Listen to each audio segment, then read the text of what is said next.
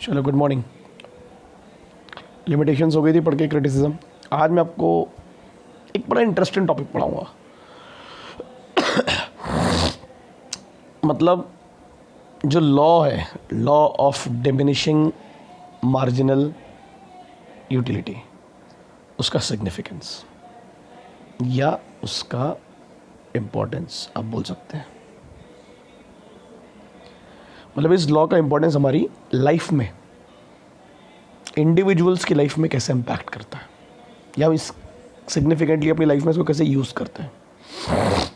चलो आपसे मैं एक क्वेश्चन पूछता हूँ, आप सोच समझ के आंसर देना। सरकार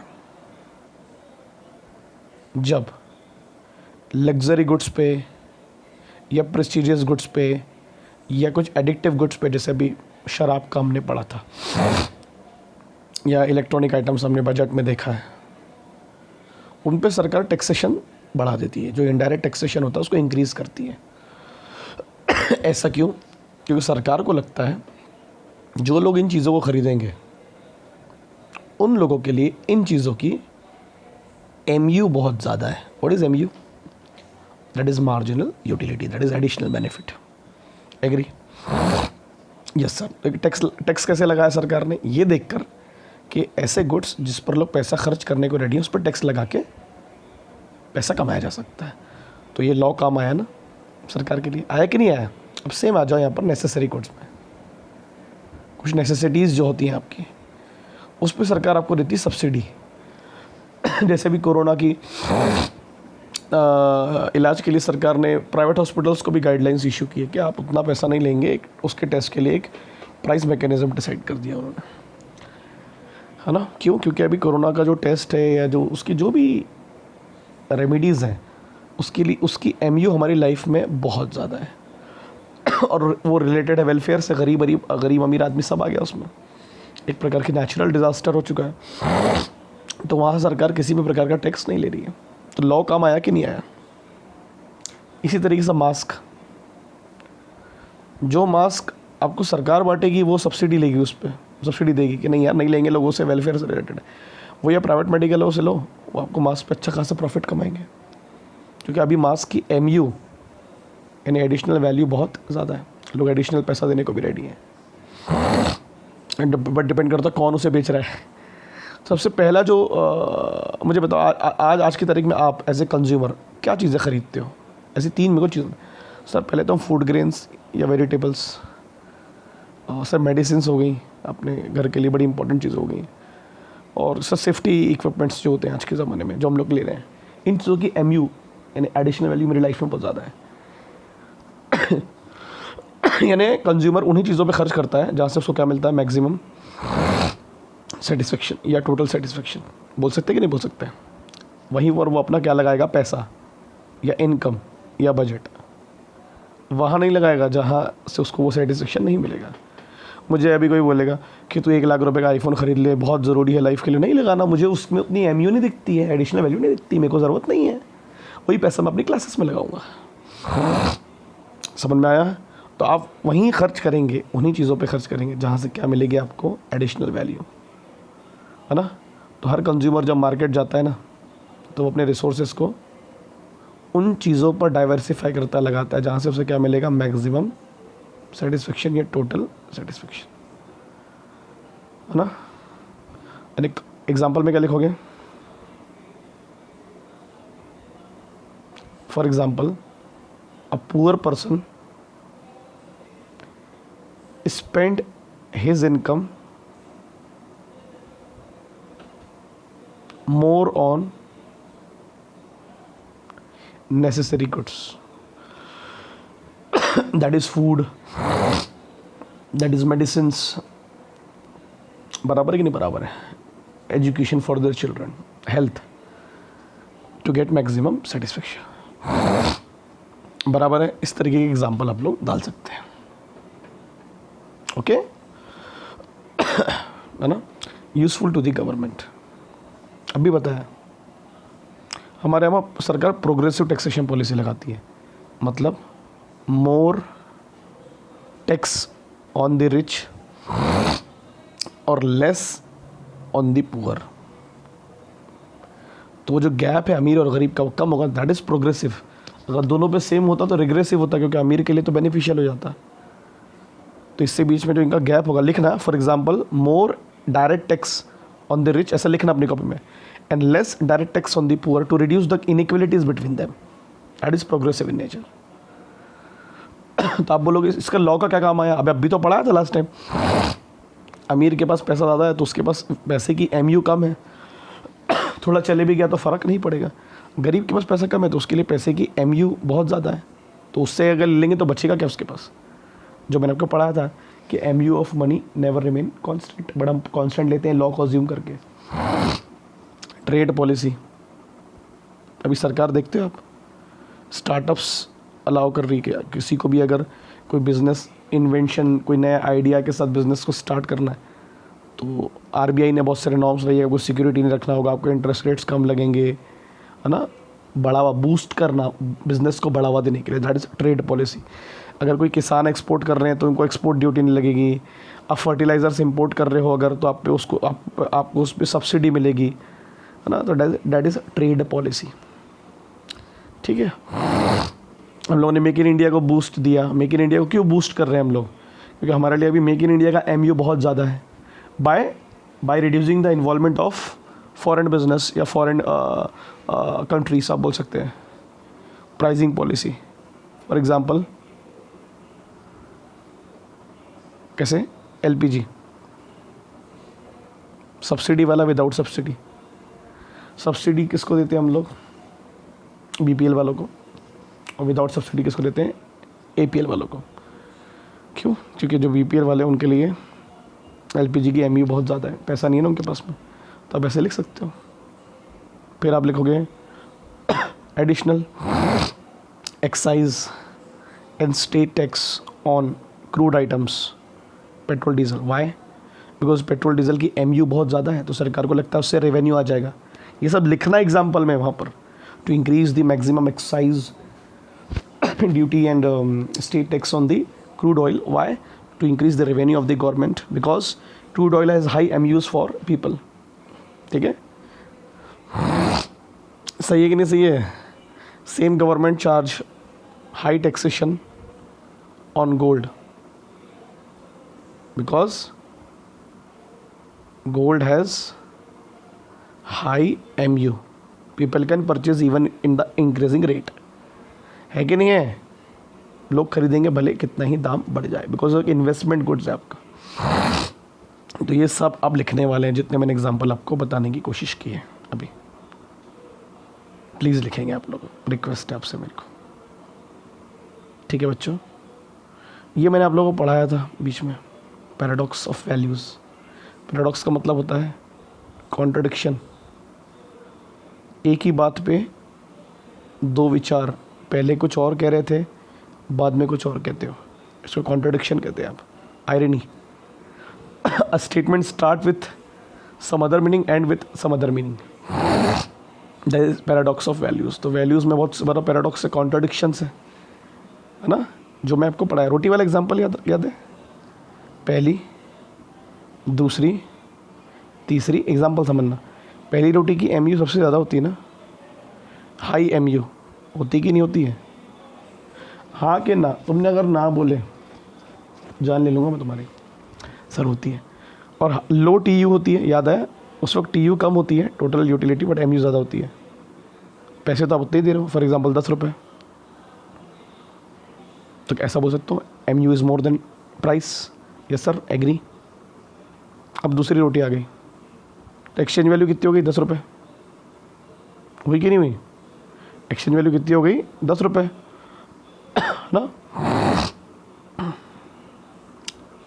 और MU हो गया 10 से ज़्यादा, अपन मान लेते हैं।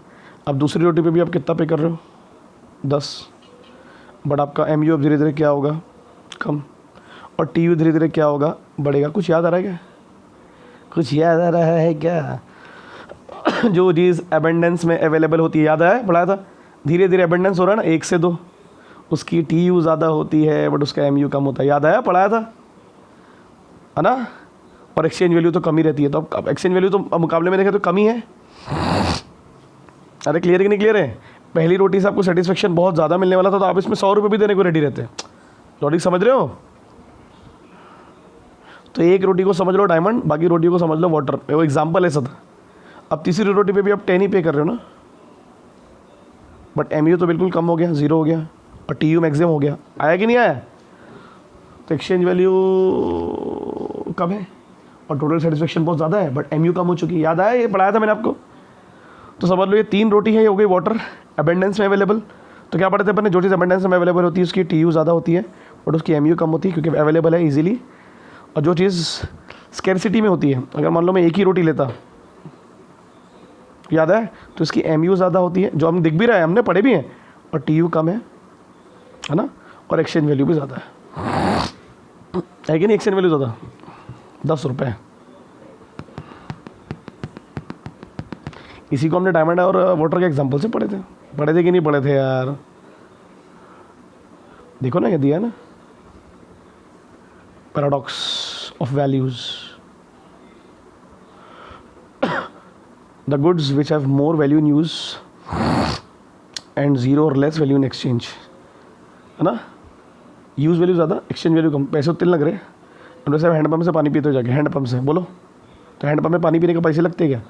मगर पानी की यूज़ वैल्यू तो बहुत ज़्यादा होगी ना, वहाँ पर प्यास बुझा रहा ना वो आपकी। एग्जाम्पल कैसा लगा? मज़ा आया? फ्री में मास्क आपको सरकार बांट रही है, फ्री में, तो एक्सचेंज वैल्यू क्या होगी? 0, बट यूज़ वैल्यू क्या होगी? हाई। जान बचा रही ना भाई आपको। सैनिटाइजेशन हो रहा है आपके घर का सरकार के द्वारा, कोई पैसे नहीं ले रही सरकार आपसे। समझ में आ रहा है कि नहीं? अबे हाँ क्या ना। Free education to the children up to the age of 14, free education, so high value in use of that education and less value in exchange. Logic समझ रहा है? देखो एग्जांपल भी दे दिया उसने, ये फ्री में मिलता है ना आपको, सब पैसे लगते हैं क्या इसके? फ्री, या तो लेस वैल्यू होगी, अब पानी सरकार देगी तो लेस वैल्यू, और अगर बाहर से पी रहे हो तो फ्री में। हैंडपम्प वाला एग्जांपल दिया, क्लियर है कि नहीं क्लियर है? एयर के पैसे लगते क्या? ऑक्सीजन लेते हो बाहर से तो पैसे लगते हैं उसके, मगर एक्सचेंज वैल्यू 0 है, मगर यूज़ वैल्यू उसके बिना जिंदा भी नहीं रह सकते। सनशाइन, किसानों के लिए देखो पानी की वैल्यू कितनी, सनशाइन की वैल्यू कितनी है। और तो वेट करते हैं कब कब धूप निकलेगी भाई पानी के बाद, तो क्या पैसे देते क्या उसके? नहीं ना। तो ऐसे ही सरकार भी तो, अब मैंने आपको कितने अच्छे एग्जाम्पल के तो समझाया। अब शराब का एग्जाम्पल ले लो आप, शराब की एक्सचेंज वैल्यू ज़्यादा but use value come. Clear है कि नहीं क्लियर है? सरकार ने उसका प्राइस क्या कर दिया? बढ़ा दिया। बढ़ा ही ना बढ़ाया, यूज़ का नहीं है, बट लोगों को उससे एडिशनल सेटिस्फेक्शन मिल रहा है क्योंकि नशा है। बड़ा बोलोगे सर वो स्कैरसिटी में कहाँ है? हाँ, दोनों चीज़ हो सकती हैं, स्कैरसिटी में भी हो सकता है, स्टॉक करके रखते हैं जानबूझ के कई बार लोग, और एबेंडेंस में भी होता है, बट अभी बेसिकली तो एक स्कैरसिटी में रखा गया था उसको जानबूझ के। और देखो कुछ चीज़ ऐसी होती हैं जिनका यूज़ वैल्यू कम होता है बट इनका एक्सचेंज वैल्यू बहुत ज़्यादा होता है। क्लियर है? आपके लिए तीनों रोटी इंपॉर्टेंट थी ना, सिर्फ पहली नहीं, बट पहली वाली पे आपको 10 रुपये देने पड़े अच्छे खासे। क्लियर है कि नहीं क्लियर है? बराबर नहीं? आपको एक्चुअल सेटिस्फेक्शन पहली से मिला कि तीनों से मिला? सर तीनों से मिला ना। तो आप समझ लो ये तीनों जो है, ये एयर वाटर सनशाइन है, कि इनका TDU ज़्यादा है, MU कम है। MU तो कम हो ही रहा है, और ये जो एक रोटी है ना, सिर्फ एक रोटी पहली वाली, समझ लो ये गोल्ड और डायमंड है ना, कि इसका एक्सचेंज वैल्यू ज़्यादा है बट टोटल सेटिस्फेक्शन उतना नहीं है। टोटल से कंपेयर करना है, टोटल से, ठीक है? इस तरीके से एग्जांपल से हम कनेक्ट करते हैं, बट इसके बहुत सारे कॉन्ट्राडिक्शन भी हैं। कॉन्ट्राडिक्शन समझता है कि ज़रूरी नहीं है जो चीज़ अबेंडेंस में होगी उसकी एक्सचेंज वैल्यू हमेशा कम रहेगी। इसके बहुत सारे एग्जांपल्स हैं हमारे पास में। गोल्ड का एग्जांपल ले लो, अबेंडेंस में है बट उसकी एक्सचेंज वैल्यू बहुत ज़्यादा है भर के, और यूज़ वैल्यू भी है, इन्वेस्टमेंट भी है, ठीक है? और ज़रूरी नहीं है जो चीज़ स्कैरसिटी में होगी वो हमेशा महंगी होगी। अब जैसे कीपैड फ़ोन है, कीपैड फ़ोन, अब वो स्कैरसिटी में है, बट उनकी कहाँ एक्सचेंज वैल्यू है? तो फोकट में भी नहीं लगा कोई। तो जो मैंने आपको पढ़ाया रोटी वाले एग्जांपल से कंपेयर करके, प्लीज़ उसको ध्यान से सोचना, अच्छे से वीडियो को स्लो करके देखना और समझना मैं क्या बताने की कोशिश कर रहा हूँ। ये तो एग्जांपल सही, ठीक है? और सरकार कैसे यूज़ करती है इस कंसेप्ट को, करती है कि नहीं करती है? ओके, प्लीज़ ध्यान से पढ़ना उसको। आईफोन का एग्जांपल लो। सर आईफोन स्कैरसिटी में है, आईफोन की एक्सचेंज वैल्यू भी ज़्यादा है, जो आईफोन यूज़ करते हैं उनके लिए उसकी यूज़ वैल्यू भी ज़्यादा है, तो है ना, दिक्कत है ना? तुमको समझ में आ गया? तो मगर वो स्कैरसिटी में रखते जानबूझ के सबके पास ना हो, यूनिक रहे, और यूज़ का बनाते हैं, और एक्सचेंज वैल्यू ज़्यादा रखते हैं, तो ये तो कॉन्ट्रडिक्शन हो गया ना, मगर स्कैरसिटी में तो है, ये तो दिक्कत है कि नहीं? तो ये अपने को ध्यान रखना है। सरकार अनाज बांटती है भर भर के, तो अनाज अबेंडेंस में है। अब अनाज की एक्सचेंज वैल्यू क्या है, कम है, या ज़ीरो है या लेस है, बट यूज़ वैल्यू बहुत ज़्यादा है। तो ये अच्छा एग्जांपल है, ऐसे लिख सकते हो यार आप। क्लियर है कि नहीं क्लियर है भाई? समझाने के लिए एग्जांपल दे रहा हूँ, मगर रोटी वाले एग्जांपल से तो समझा है। एक रोटी मतलब डायमंड गोल्ड, और तीनों रोटी मतलब एयर वाटर सनशाइन। ओके, और अपन टोटल सेटिस्फेक्शन से कंपेयर करना, टोटल से। पहली रोटी में टोटल सबसे कम होता है, दूसरी में उससे ज़्यादा, तीसरी में तीनों मिला के सबसे ज़्यादा। सही है कि नहीं सही है भाई? बोलो ना। मगर आप दे रहे तो 10 रुपये ही हर जगह, मगर यहाँ आपको टोटल मान लो 10 था, यहाँ मिला फॉर एग्ज़ाम्पल 8, तो यहाँ हो गया टोटल 18। तो क्लियर है कि नहीं क्लियर है? इस तरीके से आपको ध्यान रखना है, ये अपने को फोकस रखने का है पूरा, है ना? फिर आगे जाके और वो बढ़ेगा टोटल सेटिस्फेक्शन। ओके, ठीक है, वेरी गुड। एक रोटी मतलब डायमंड, 3 रोटी मतलब air water sunshine. Exchange value समझता है ना आपको? कितना पैसा, पहली रोटी पे 10 रुपये दे रहे थे, सेटिस्फेक्शन 10 था, दूसरी रोटी पे कितने दे रहे हो, और 10 रुपये दे रहे हो, टोटल होगा 20, मगर टोटल सेटिस्फेक्शन तो 20 से ज़्यादा ही है ना, तो टी यू ज़्यादा है एक्सचेंज वैल्यू के मुकाबले। और तीनों रोटी में सेटिस्फेक्शन सबसे ज़्यादा, टोटल सेटिस्फेक्शन मान लेते फॉर एग्जाम्पल 30 नहीं और ज़्यादा आएगा। मान लो 300 ले लेते, क्योंकि 100 लेंगे अपन, है ना? एक रोटी पे मान लो, पहली रोटी पे आप 10 रुपये पे कर रहे हो, पहली रोटी का सेटिस्फेक्शन हो गया 100 टोटल सेटिस्फेक्शन, और मार्जिनल भी यही हो गया। दूसरी रोटी पे आप 10 रुपये पे करोगे एक्सचेंज वैल्यू, दूसरी रोटी से मिला आपको 50, तो दोनों से कितना मिला 150, तो टोटल सेटिस्फेक्शन देखो ना कितना ज़्यादा है, और एक्सचेंज वैल्यू तो कम ही है मुकाबले। पहले वाले में टोटल कितना था 100, एक्सचेंज 10, दूसरे वाले में टोटल कितना 150, एक्सचेंज कितना था, तो एक्सचेंज वैल्यू कम है और टी यू ज़्यादा है, और एम यू तो कम होगा, पहले वाले से 100, दूसरे वाले से 50। अब तीसरी रोटी से आ जाओ, फॉर एग्जाम्पल 30, तो टोटल कितना हो गया 180, और पैसे तो अभी भी 10 दे रहे हो, तो एक्सचेंज वैल्यू तो कम ही है ना। क्लियर है कि नहीं क्लियर? ये कंसेप्ट है, वो समझ रहा है इस बात को अच्छे से सुनने के बाद में, कि ये कंसेप्ट को हम लोग कैसे अपनी ज़िंदगी में इंप्लीमेंट करते हैं। ओके, और लास्ट क्या है, basis of law of demand. What is that mean? आप उन्हीं चीज़ों को, मतलब चीज़ सस्ती होती है इसलिए ख़रीदते हो कि वो चीज़ में एडिशनल वैल्यू होती है तब? सर, मैं चीज़ों को सिर्फ सस्ती होने पर नहीं ख़रीदता, सिर्फ प्राइस कम इसलिए, उस चीज़ में हाई एम यू होना, मतलब उसमें जो एडिशनल वैल्यू है वो ज़्यादा होना चाहिए, एडिशनल बेनिफिट। नहीं सर, अनाज सस्ता होता है, अब तो उसमें एम यू है ना, उसमें एम यू इसलिए ख़रीद रहा हूँ मैं। सो इसका मतलब ये नहीं हुआ कि सिर्फ प्राइस कम होने पर डिमांड बढ़ेगी। तो क्या लिखोगे? डज नॉट मीन कि सिर्फ प्राइस कम होने पर आपकी हाई डिमांड होगी, उसमें एम यू भी होना चाहिए। अगर एम यू नहीं है तो कोई भी चीज़ सस्ती हो जाए हम उसको नहीं खरीदेंगे। अब 2 प्रकार के अनाज हैं आपके आजू बाजू में, ध्यान देना। 10 रुपये किलो चावल, 30 रुपये किलो चावल आप खरीदने गए, और मेरे भैया 30 रुपये में ऐसा क्या है, तो बोले भैया क्वालिटी ज़्यादा है, तो मैं तो यहाँ लॉ ऑफ डिमांड की धज्जी उड़ गई। इसका मतलब इसकी क्वालिटी कम है, लॉजिक तो यही हुआ ना, तो तुम ये खरीदोगे नहीं कभी। तो हम क्या बोल रहे हैं, चीज़ सस्ती हो, मगर सिर्फ सस्ती होने पर नहीं खरीदता आदमी, उसमें एम यू भी होना चाहिए, एडिशनल बेनिफिट, एडिशनल वैल्यू, तभी लोग खरीदते हैं, नहीं तो नहीं। फिर गवर्नमेंट हॉस्पिटल क्यों नहीं जाते लोग, हर कोई सस्ता होने के बावजूद, क्योंकि लोगों को लगता है उसमें additional M U, additional benefit नहीं मिलेगा। ठीक है, अनाज सस्ता होता है, फ्रूट सस्ते होते हैं, तो उनमें एम यूज़ होती है, तभी तो हम खरीदते हैं उनको। तो इट्स नॉट अबाउट सस्ता the goods, it's about having that M U, having that additional benefit, है ना? तो इंसान तभी खरीदेगा किसी भी गुड्स को सस्ता होने पर जब उसकी एम यू क्या होगी, अच्छी खासी होगी। ठीक है, तो लिखा ना उसमें, अब तभी एडिशनल यूनिट्स खरीदते हो लोअर प्राइस पर जब क्या होता है, हाई एम यू। और धीरे धीरे एम यू कम होगा वो अलग बात है, मगर एम यू होना चाहिए। ठीक है, समझ में आया भाई? ये मैंने बहुत ध्यान से पढ़ाया हूँ। पैराडॉक्स मतलब कॉन्ट्रोडिक्शन, है ना? एक ऐसी बात जिसके 2 मायने हैं, और दोनों मायने एक दूसरे के अपोजिट है। मैंने आपको अपोजिट एग्जांपल्स भी दिया और साथ वाले एग्जांपल्स भी दिया। सही है कि नहीं सही है मेरे भाई? ओके, जैसे नेस्ले मैगी,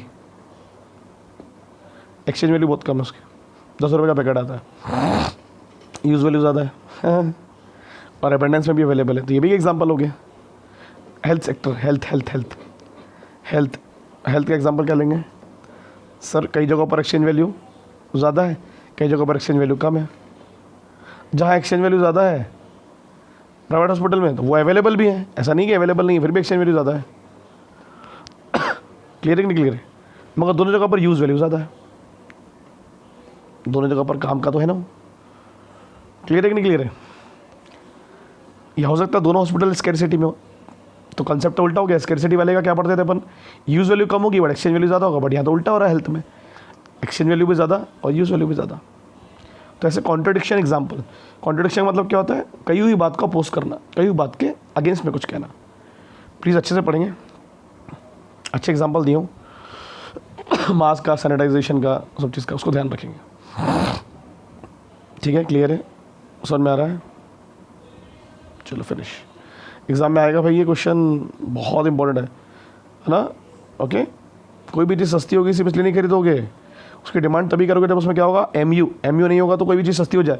अब कल अगर कोई पुराना कोई फ़ोन है किसी कंपनी का, फॉर एग्जांपल सोनी के फ़ोन है, बंद हो गए ना, पहले बड़े चलते थे, अभी वो तुमको 2000 में भी देखो तुम नहीं खरीदोगे, क्योंकि तुम्हारे हिसाब से एमयू नहीं है ना उसमें। आईफोन अपना पुराना फ़ोन निकालेगा ना, बोलेगा 5000 में भी लो, तुम नहीं लोगे, तुम्हारे हिसाब से फ़ोन आउटडेटेड हो चुका है। ठीक है, तो it's not about lowering the price, it's about having the MU, उसके अंदर एडिशनल वैल्यू होनी चाहिए। ठीक है, सस्ता होने पर ही इंसान नहीं खरीदता है, सस्ती चीज़ के साथ उसे एडिशनल बेनिफिट भी मिलना चाहिए। तो अच्छे एग्जांपल रखो। जोमेटो स्विगी आपको क्या करते हैं मुझे बताओ? प्राइस कम करते, ऑफर डिस्काउंट देते, डिमांड बढ़ती। सिर्फ डिमांड इसलिए बढ़ती है कि प्राइस कम है, नहीं सर, एडिशनल वैल्यू क्या, एडिशनल वैल्यू क्या है, जल्दी बोलो। सर्विस, अच्छी service, safe service, timely service, that is that. सस्ते होने पर थोड़ा ना खरीदोगे भाई, सर्विस भी तो मिलनी चाहिए ना। इसलिए तो हमारे मोबाइल में दोनों ऐप होते हैं, जोमेटो भी होता है, स्विगी भी होता है, हम दोनों कंपेयर करते हैं कौन ज़्यादा एमयू देगा, कौन ज़्यादा बेनिफिट देगा। क्लियर है? सेम ओला उबर में भी ऐसी होता है। ठीक है, चलो बाय। तो मैंने दिया भी है उसमें एग्जाम्पल वाला क्वेश्चन, तो मैंने आपको बहुत सारे बता दिया, अब आपको भी निकालना है। टेक केयर, बाय, अच्छे से पढ़ना प्लीज़, कोई दिक्कत होगी तो पूछो, रिक्वेस्ट है।